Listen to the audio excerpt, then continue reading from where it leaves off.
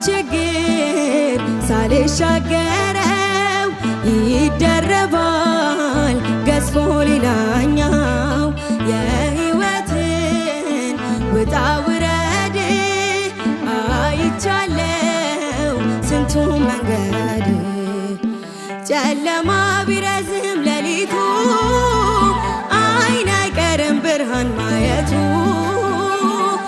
ሩቅ የመሰለው ይቀርባል ሰላም ወደ ቤት ይገባል የተሻለ ነገር አስበህልኝ ነው ፈተናው የበዛው